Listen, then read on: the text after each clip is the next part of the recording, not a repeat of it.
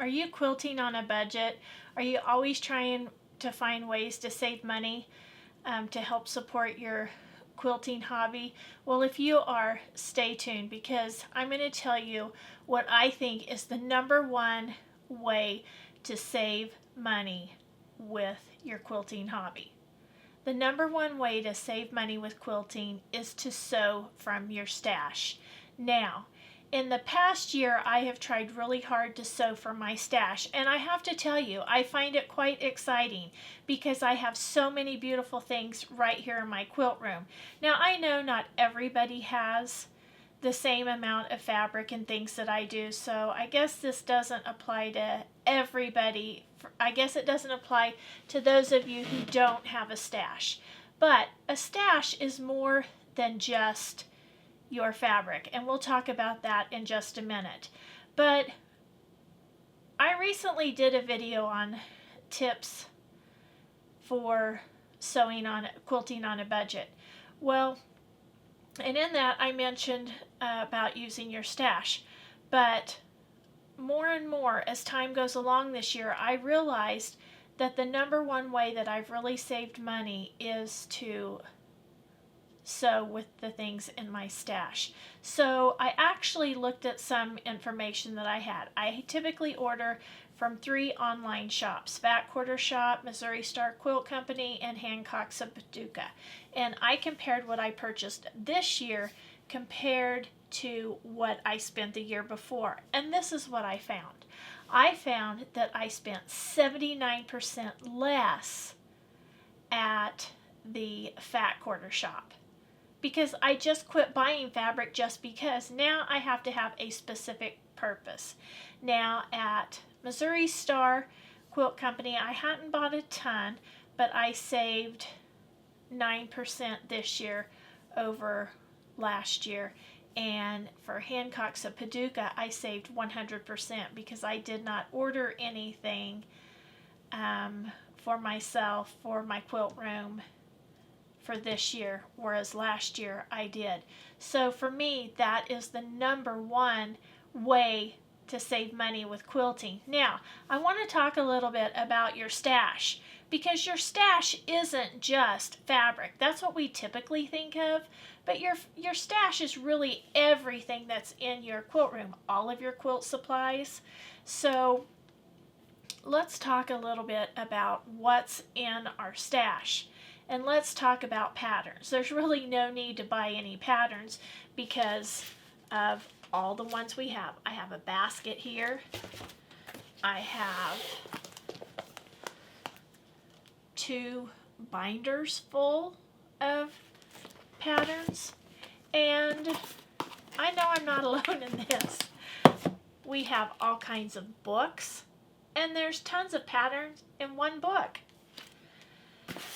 And then some of you may have subscription boxes like this. There are at least 2 different patterns in here, one for the project and another one for a different block.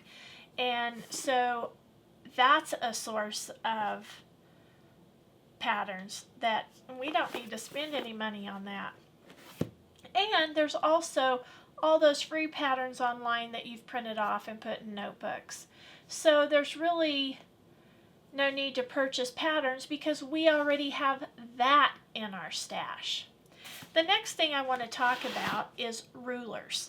I have a lot of specialty rulers. I just did a video where I showed you the Flying Geese Lock Block ruler and the Log Cabin Trim Tool 2 ruler.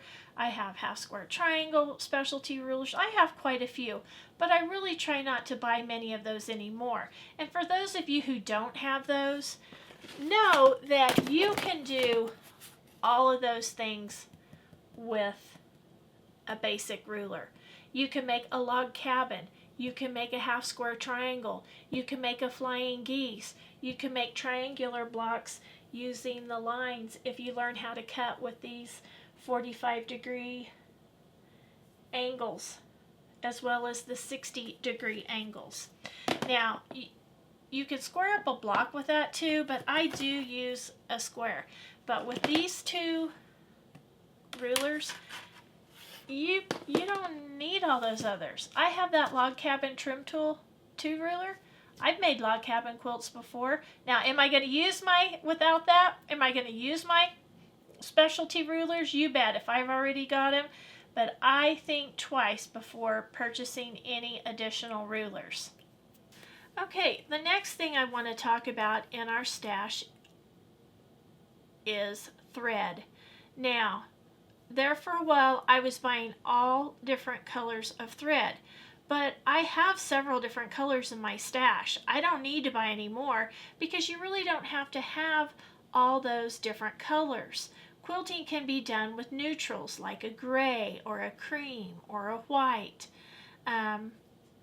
or a dark with black or navy blue. You don't have to have every shade under the sun to make beautiful quilts. So be sure you're looking for other things other than fabric in your stash.